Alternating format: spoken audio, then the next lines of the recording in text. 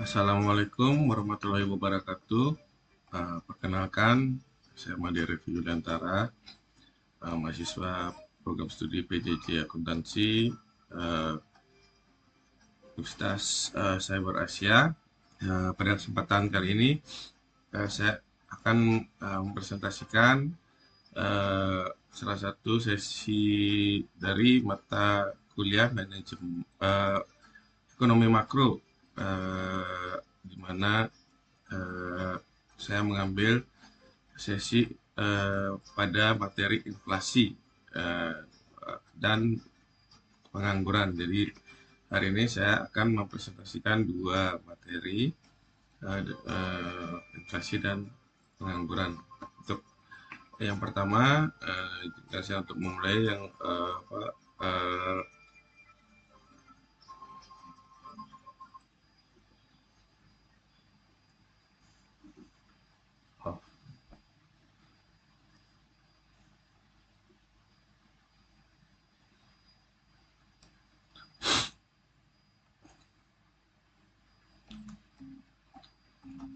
Assalamualaikum warahmatullahi wabarakatuh.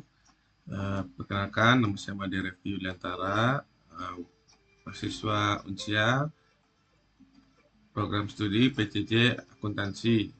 Hari ini saya akan mempresentasikan dua materi pada mata kuliah ekonomi makro, di mana mengambil submaterinya inflasi dan pengangguran. Jadi dua materi akan saya coba presentasikan hari ini untuk memenuhi ujian akhir semester mata kuliah ekonomi makro. Baik, akan saya mulai pada materi yang pertama, inflasi, yang membahas tentang konsep dan jenis dan pengendalian. Jadi judul materi atau presentasi kali ini adalah inflasi, konsep, jenis, dan pengendalian. Baik, izinkan saya menyampaikan terlebih dahulu mengapa konsep ini atau materi ini saya ambil, karena materi ini membahas salah satu fenomena ekonomi yang sangat penting dan sering kita dengar dalam kehidupan sehari-hari, apalagi saat ini, yaitu inflasi. Materi ini dirancang untuk memberikan pemahaman komprehensif tentang apa itu inflasi dan bagaimana kita mengukurnya, penyebabnya, dan strategi untuk mengendalikannya. Baik, yang pertama, apa itu inflasi? Mari kita mulai dengan definisi dasar apa sebenarnya inflasi tersebut. Inflasi adalah suatu kondisi dalam perekonomian di mana terjadi kecenderungan kenaikan harga barang dan jasa secara umum dan terus-menerus dalam jangka waktu tertentu. Penting untuk diingat bahwa inflasi ini bukan sekedar kenaikan harga satu atau dua jenis barang saja, tapi mencerminkan kenaikan harga secara menyeluruh dalam perekonomian. Dapat dibayangkan jika kita pergi ke pasar dan hampir semua harga kebutuhan pokok, jasa transportasi, bahkan biaya pendidikan terus-menerus naik. Nah, itulah yang kita sebut dengan inflasi. Ciri utama inflasi, ada 3 ciri utama yang menjadi indikator terjadinya inflasi. Yang pertama, kenaikan harga secara umum dan berkelanjutan, di mana inflasi ditandai oleh naiknya sebagian besar barang dan jasa secara terus-menerus, bukan hanya bersifat sementara atau musiman. Ini berarti kenaikan harga yang kita lihat bukan hanya fluktuasi sesaat, melainkan pola yang berulang dan berkelanjutan. Jadi bukan seperti misalnya pada saat tidak musimnya mangga, harga mangga meningkat, pada saat musim harga mangga turun. Nah, jadi tidak seperti itu. Atau kenaikan harga cabai pada saat musim kemarau, sifatnya musiman, namun jika harga sebagian besar bahan makanan pokok terus naik selama berbulan-bulan, nah ini adalah ciri dari inflasi. Kemudian yang kedua, penurunan nilai uang atau daya beli yang menurun. Ketika inflasi terjadi, uang yang kita miliki akan memiliki daya beli yang lebih rendah.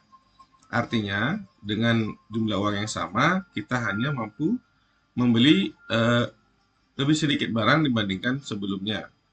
Contohnya, dulu dengan 100.000 kita bisa membeli banyak barang di supermarket, sekarang mungkin hanya cukup untuk beberapa barang saja. Eh, ini menunjukkan daya beli uang kita sudah menurun. Kemudian uang beredar, maaf, jumlah uang beredar melebihi barang dan jasa. Ini salah satu pemicu utama inflasi adalah ketika pertumbuhan jumlah uang yang beredar di masyarakat melebihi pertumbuhan barang dan jasa yang tersedia di pasar. Jadi uang yang dicetak melebihi pertumbuhan barang dan jasa yang tersedia di pasar. Jika ada banyak uang terlalu banyak uang yang mengejar terlalu sedikit barang, maka harga barang akan cenderung mengalami kenaikan. Apa penyebab inflasi? Kita coba membahas penyebab inflasi dengan menggunakan analisis berdasarkan model ADAS. Untuk lebih memahami penyebab inflasi lebih dalam, kita menggunakan model agregat demand dan agregat supply. Jadi ADAS, agregat demand dan agregat supply. Yang pertama, demand pull inflation atau inflasi tarikan permintaan. Jenis inflasi ini terjadi ketika permintaan total atau agregat demand (AD) meningkat tajam melebihi kapasitas produksi perekonomian. Dalam kurva ADAS dapat terlihat pergeseran kurva AD ke kanan dari AD1 ke AD2 yang pada akhirnya menaikkan tingkat harga dari P1 ke P2, price 1 ke price 2 ya. Bayangkan semua orang yang tiba-tiba memiliki uang banyak dan ingin membeli banyak barang, sementara kemampuan produksi belum bisa mengimbangi sehingga harga naik karena tingginya permintaan. Dan yang kedua, cost push inflation. Jadi inflasi berdasarkan dorongan biaya. Inflasi ini disebabkan oleh kenaikan biaya produksi, misalnya harga bahan baku atau upah buruh. Kenaikan biaya ini menekan sisi penawaran atau aggregate supply yang mengakibatkan pergeseran AS ke kiri dari AS1 ke AS2. Akibatnya harga naik dan output atau produksi barang justru turun, yang seringkali menyebabkan kontraksi ekonomi karena harga harga produksi meningkat, jumlah produksi berkurang. Nah, misalnya contoh nyatanya adalah ketika harga minyak dunia naik drastis, biaya transportasi dan produksi meningkat sehingga perusahaan terpaksa menaikkan harga jual produk mereka. Yang ketiga, imported inflation atau inflasi impor. Inflasi impor ini terjadi karena harga barang impor, terutama bahan baku dan barang modal meningkat. Jadi yang digunakan untuk produksi meningkat. Hal ini secara langsung meningkatkan biaya produksi domestik. Dalam kondisi permintaan yang tetap atau bahkan meningkat, harga barang dalam negeri pun turut naik. Sebagai negara yang banyak mengimpor bahan baku, kenaikan harga komoditas global tentu akan berdampak pada harga barang di Indonesia atau dalam negeri. Selain tiga penyebab utama tadi, ada beberapa faktor lain yang bisa juga memicu inflasi, antara lain perkiraan inflasi, expected inflation. Jika masyarakat atau pelaku ekonomi mengharapkan harga akan naik di masa depan, mereka cenderung menaikkan harga atau meminta upah lebih tinggi sekarang, yang pada gilirannya mendorong inflasi. Kemudian kekacauan politik dan ekonomi, di mana ketidakstabilan politik atau bencana alam dapat mengganggu jalur distribusi dan produksi sehingga menyebabkan kelangkaan barang dan tentu saja menyebabkan kenaikan harga.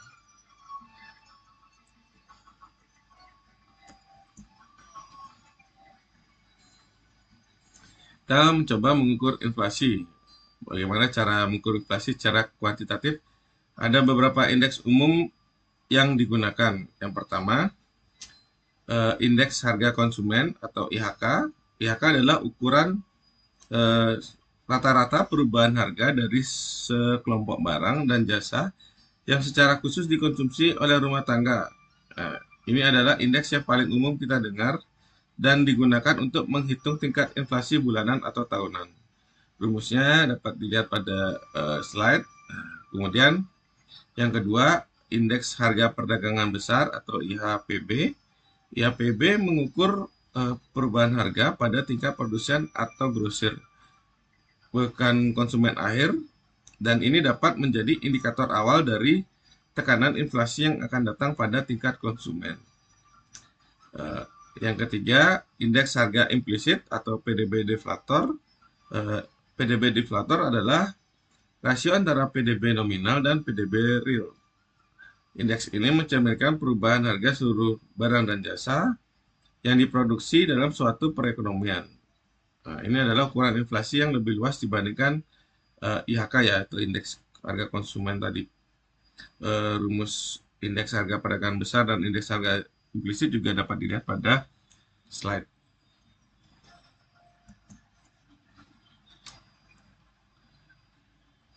Bagaimana kebijakan mengendalikan inflasi?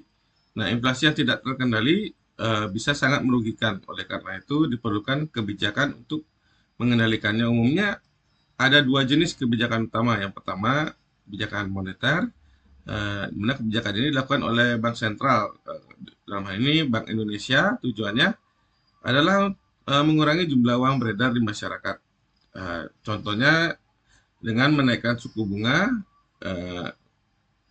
atau suku bunga acuan, Bank Sentral membuat pinjaman menjadi lebih mahal sehingga mengurangi keinginan masyarakat dan dunia usaha untuk berutang dan pada akhirnya mengurangi jumlah uang yang beredar.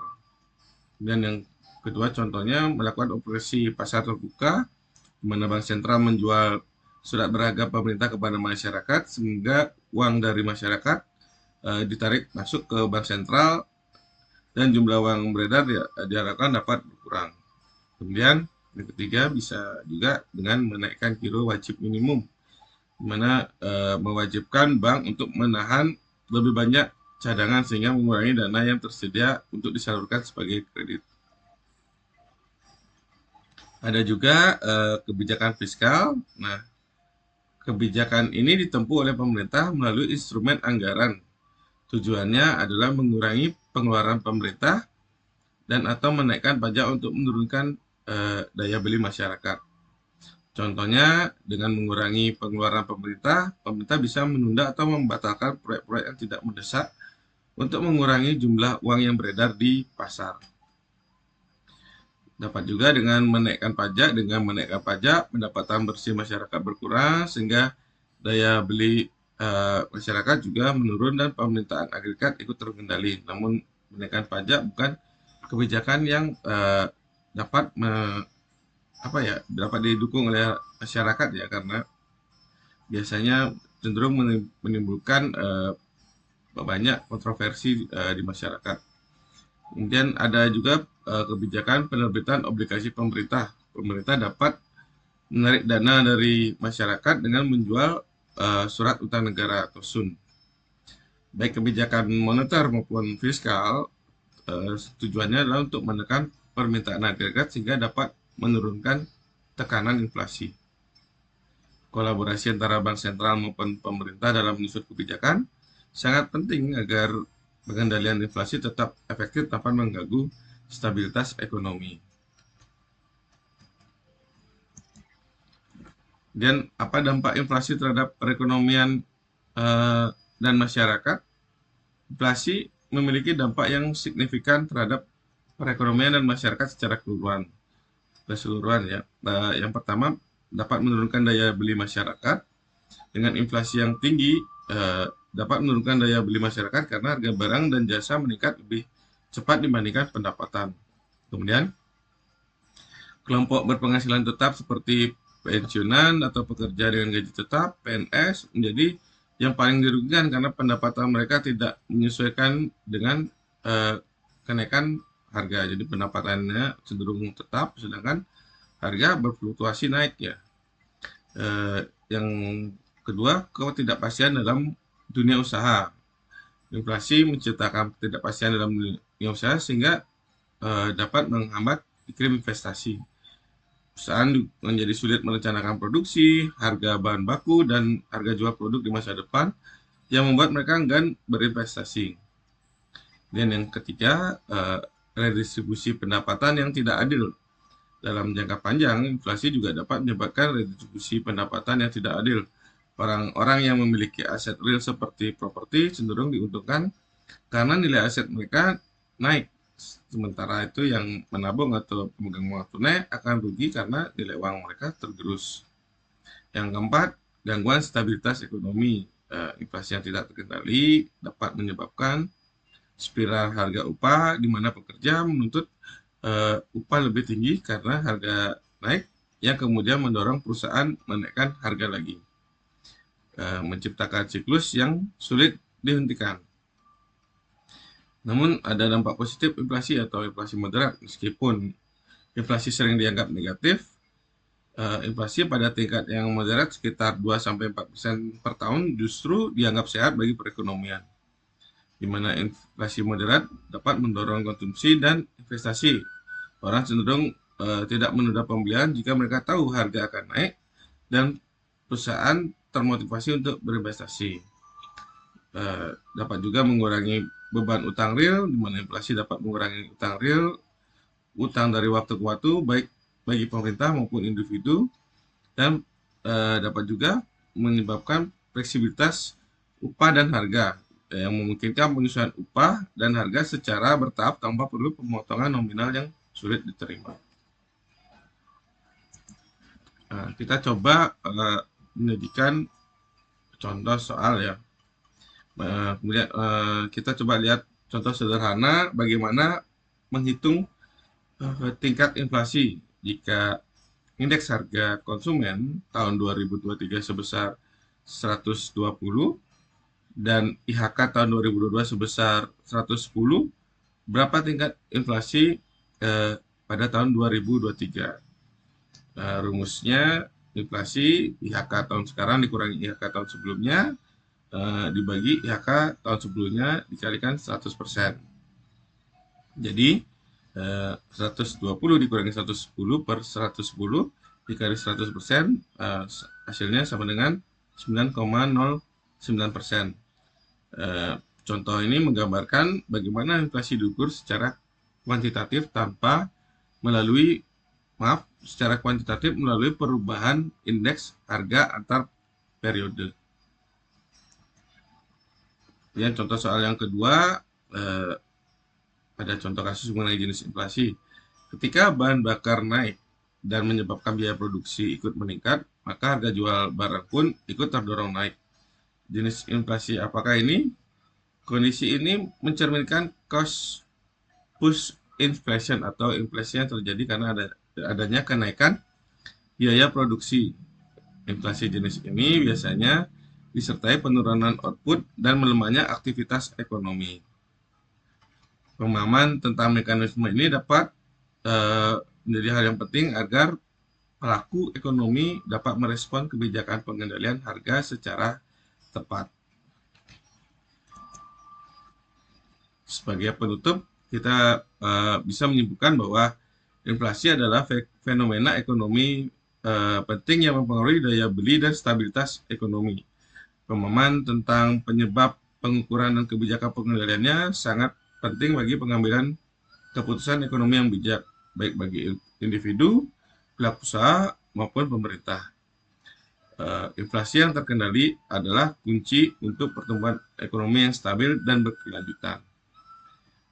Demikian untuk presentasi untuk materi inflasi. Selanjutnya saya akan lanjutkan dengan materi yang kedua, materi pengangguran. Di sini saya mengambil judul konsep, jenis, dampak, dan penanggulangan. Kita coba betul. Oke.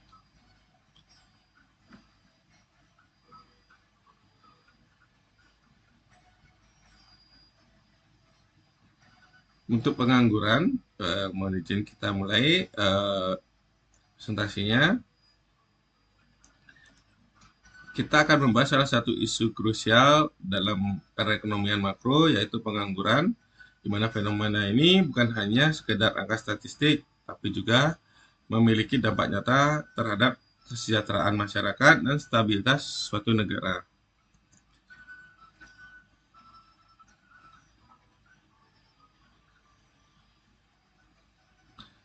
Pengangguran adalah kondisi ketika seseorang yang termasuk dalam angkatan kerja tidak memiliki pekerjaan, namun sedang aktif mencari pekerjaan.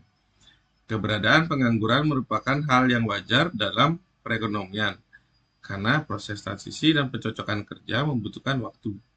Beberapa faktor yang menyebabkan pengangguran antara lain kebijakan upah minimum yang terlalu tinggi, kualitas tenaga kerja yang tidak sesuai dengan kebutuhan industri, serta perilaku dan kesehatan pekerja yang mempengaruhi produktivitas. Selain itu, ketidakseimbangan antara permintaan dan penawaran tenaga kerja juga turut memperparah angka pengangguran di suatu negara.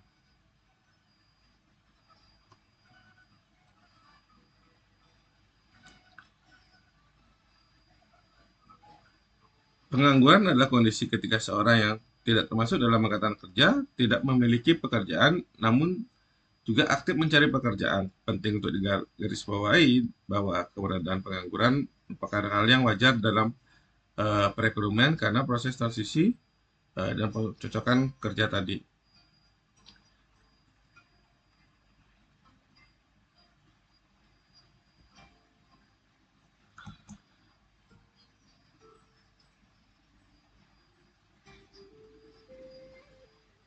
Sebelum melangkah lebih jauh, mari kita pahami beberapa konsep dasar dalam pasar tenaga kerja. Yang pertama, tenaga kerja adalah penduduk usia 10 tahun ke atas yang siap dan mampu bekerja. Perlu diingat bahwa definisi usia ini bisa bervariasi antar negara. Kemudian angkatan kerja terdiri dari mereka yang sedang bekerja atau mencari kerja. Nah, ini adalah kelompok yang aktif di pasar tenaga kerja. Bukan angkatan kerja mencakup penduduk usia yang tidak bekerja dan tidak mencari kerja seperti pelajar, ibu rumah tangga, dan pensiunan. Mereka tidak dihitung dalam tingkat pengangguran. Maaf. Pemahaman ini penting untuk mengukur tingkat pengangguran secara tepat. Selain konsep-konsep yang disampaikan tadi, ada juga tingkat partisipasi angkatan kerja, yaitu rasio angkatan kerja terhadap total penduduk usia kerja. Angka ini penting untuk melihat seberapa banyak potensi tenaga kerja yang aktif di pasar.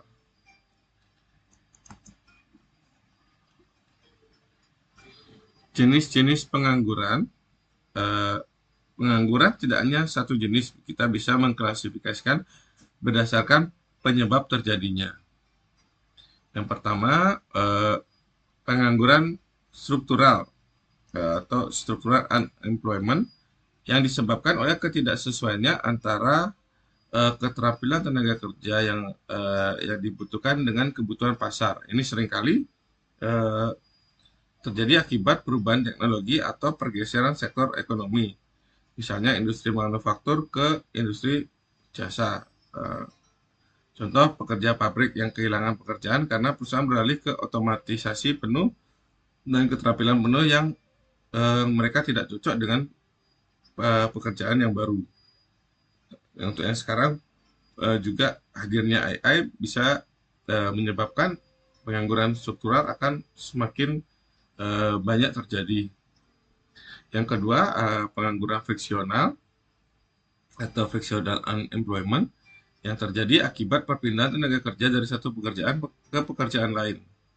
Jenis ini biasanya bersifat sementara dan mencerminkan dinamika normal dalam pasar tenaga kerja, seperti lulusan baru yang mencari pekerjaan pertama atau seseorang yang pindah kota atau bertransmigrasi dan mencari pekerjaan baru. Nah, ini sering dianggap sebagai jenis pengangguran yang sehat karena menunjukkan mobilitas dan pencarian kecocokan yang lebih baik. Jadi ada keaktifan dalam tenaga kerja untuk mencari eh, kesempatan bekerjanya dalam bidang yang lain.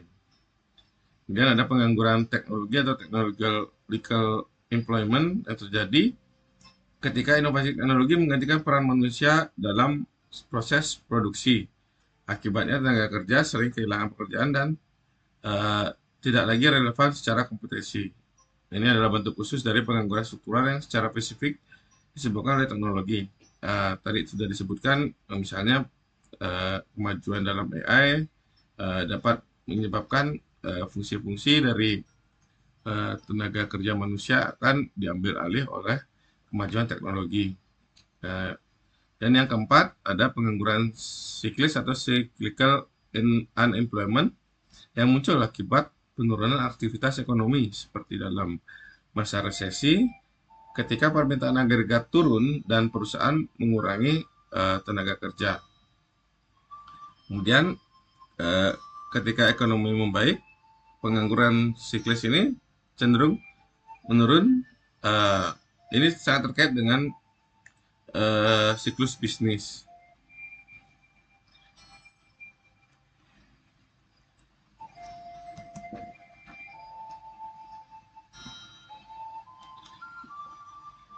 Selain berdasarkan penyebabnya, pengangguran juga dapat diklasifikasikan dari segi durasi atau intensitas waktu kerja. Yang pertama, setengah menganggur atau underemployment, di mana oleh pekerja yang bekerja kurang dari 35 jam per minggu atau memiliki pekerjaan di bawah kapasitas keahliannya. Meskipun bekerja, kontribusi ekonominya belum optimal. Contohnya seorang sarjana teknik yang terpaksa bekerja sebagai pelayan restoran karena sulit mencari pekerjaan yang sesuai. Ada beberapa pernah ditemui tenaga kesehatan yang bekerja sebagai kasir atau di bidang keamanan. Kemudian yang kedua, pengangguran terbuka atau open unemployment merupakan kondisi di mana seseorang tidak memiliki pekerjaan sama sekali meskipun tergolong angkatan kerja. Mereka aktif mencari pekerjaan namun belum memperoleh kesempatan kerja. Ini adalah bentuk pengangguran yang paling jelas terlihat. Jadi tidak menemukan adanya kesempatan kerja atau lowongan pekerjaan menyebabkan pengangguran terbuka. Yang ketiga, pengangguran musiman atau seasonal unemployment di mana muncul pada sektor-sektor tertentu yang hanya aktif di waktu-waktu tertentu seperti pertanian dan pariwisata. Namun kadang pengangguran musiman ini menyiasati waktunya dengan mencoba pekerjaan lain selama pekerjaan musimannya belum membutuhkan tenaga mereka untuk bekerja. Di luar musim bekerja, tenaga kerja sering menjadi tidak terserap. Nah, misalnya contoh pekerja di perkebunan teh yang hanya bekerja saat musim panen. Nah, biasanya jika tidak musim panen, para pekerja ini akan mengambil pekerjaan di bidang lain yang menjadi keahlian tambahannya. Namun banyak juga yang tidak mendapatkan pekerjaan di luar musim panen tersebut sehingga menyebabkan terjadinya pengangguran musiman. Yang keempat, pengangguran tersembunyi atau disguised unemployment yang terjadi ketika jumlah pekerja dalam suatu sektor melebihi kebutuhan sehingga terjadi sebagian tenaga kerja yang tidak produktif. Biasanya terjadi dalam sistem kerja keluarga atau pertanian tradisional, di mana banyak anggota keluarga terlibat dalam pekerjaan yang sebenarnya bisa diselesaikan oleh sedikit orang. Penting untuk dicatat bahwa perekonomian selalu akan memiliki tingkat pengangguran alami atau natural rate of unemployment yang merupakan jumlah dari pengangguran friksional dan struktural. Tingkat pengangguran ini tidak bisa dihilangkan sepenuhnya bahkan ketika ekonomi beroperasi pada kapasitas yang penuh. Apa dampak pengangguran? Pengangguran membawa berbagai dampak negatif terhadap perekonomian dan kehidupan sosial. Pertama, menurunnya daya beli masyarakat. Salah satunya adalah menurunnya daya beli masyarakat karena tidak adanya penghasilan tetap. Hal ini akan mengurangi konsumsi secara keseluruhan. Yang kedua, peningkatan angka kemiskinan dan ketimpangan sosial. Selain itu, pengangguran dapat meningkatkan angka kemiskinan dan memperbesar ketimpangan sosial di masyarakat. Keluarga yang tidak memiliki pekerjaan akan kesulitan memenuhi kebutuhan dasar. Yang ketiga, penurunan penerimaan pajak pemerintah. Pemerintah tidak dapat atau akan mengalami penurunan penerimaan pajak karena berkurangnya jumlah penduduk yang bekerja dan membayar pajak penghasilan. Tentunya penduduk yang tidak memiliki penghasilan tidak akan dipungut pajak oleh pemerintah. Yang keempat, peningkatan beban anggaran negara, di mana di sisi lain beban anggaran negara yang meningkat karena harus menyediakan subsidi, bantuan sosial, dan program jaminan ketenagakerjaan untuk kelompok yang rentan. Yang kelima, dampak sosial dan psikologis. Selain dampak ekonomi, pengangguran juga memiliki dampak sosial seperti terjadinya peningkatan kriminalitas, serta dampak psikologis seperti stres, depresi, dan hilangnya harga diri bagi individu yang menganggur. Pengangguran juga berarti hilangnya potensi output ketika sumber daya manusia tidak dimanfaatkan. Perekonomian kehilangan barang dan jasa yang seharusnya bisa diproduksi. Ini adalah opportunity cost yang besar bagi suatu negara. Coba kita lihat kurva Philip, di mana hubungan antara inflasi dan pengangguran sering digambarkan melalui kurva Philip ini. Kurva Philip menggambarkan hubungan negatif antara tingkat inflasi dan tingkat pengangguran dalam jangka pendek. Teorinya adalah ketika inflasi meningkat, upah real cenderung menurun, sehingga mendorong perusahaan untuk menambah tenaga kerja dan menurunkan tingkat pengangguran. Ini karena biaya tenaga kerja relatif lebih murah bagi perusahaan. Namun dalam jangka panjang, hubungan ini dapat melemah karena ekspektasi inflasi akan membuat pekerja menuntut kenaikan upah minimal. Kenaikan upah nominal. Akibatnya, peningkatan inflasi tidak lagi berdampak signifikan terhadap penurunan pengangguran. Dalam jangka panjang, kurva Philip menjadi vertikal pada tingkat pengangguran alami. Oleh karena itu, efektivitas kebijakan ekonomi berdasarkan kurva Philip sangat tergantung pada kondisi struktural dan ekspektasi masyarakat terhadap inflasi. Konsep penting yang terkait dengan kurva Philip adalah stagflasi, yaitu kondisi di mana terjadi inflasi tinggi bersamaan dengan tingkat pengangguran yang tinggi. Ini terjadi ketika kurva agregat supply bergeser ke kiri, misalnya karena kenaikan harga minyak yang meningkatkan harga dan mengurangi output sehingga menyebabkan pengangguran.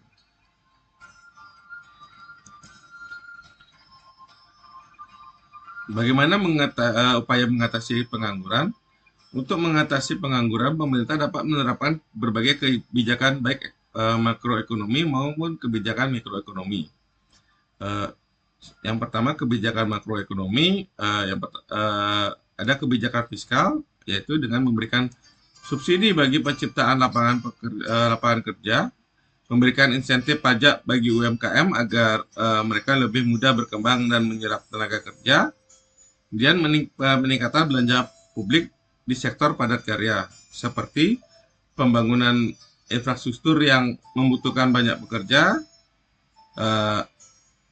dan lainnya. Kemudian ada kebijakan moneter, dengan menurunkan suku bunga agar investasi swasta meningkat dan menciptakan permintaan tenaga kerja. Kemudian suku bunga yang rendah membuat biaya pinjaman lebih murah dan mendorong perusahaan untuk berekspansi.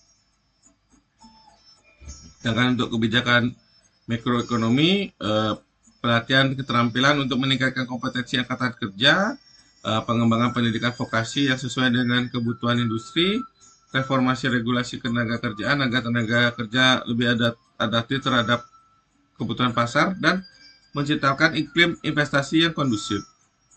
meningkatkan informasi mengenai pasar kerja dengan membangun platform yang mempertemukan pencari kerja dan lowongan yang tersedia secara lebih efisien. Dapat juga mendorong kewirausahaan dengan memberikan dukungan bagi individu untuk memulai usaha sendiri dan menciptakan lapangan kerja bagi diri mereka dan orang lain. Pendekatan yang terpadu antara kebijakan makro dan mikro akan sangat penting untuk menekan angka pengangguran secara berkelanjutan. Contoh soal, mari kita coba dua contoh soal untuk mengaplikasikan pemahaman kita. Yang pertama, seorang pekerja kehilangan pekerjaan karena perusahaannya mengganti sistem produksi manual menjadi otomatis menggunakan mesin. Sebut jenis pengangguran apakah ini? Jawabannya adalah technological unemployment karena tenaga kerja digantikan oleh teknologi. Yang kedua, dalam suatu negara terdapat 200 juta penduduk, 150 juta merupakan penduduk usia kerja. Dari jumlah itu, 120 juta merupakan angkatan kerja dan 105 juta bekerja. Hitunglah tingkat penganggurannya. Tingkat penganggurannya kita hitung dengan rumus angkatan kerja dikurangi bekerja per angkatan kerja dikalikan 100%. Di mana pada soal angkatan kerja jumlahnya 120 juta dikurangi yang bekerja 105 juta dibagi angkatan kerja atau 120 juta tadi kita kalikan 100% untuk mendapatkan persentasenya. Maka 15 juta per 120 juta dikalikan 100% hasilnya 12,5%.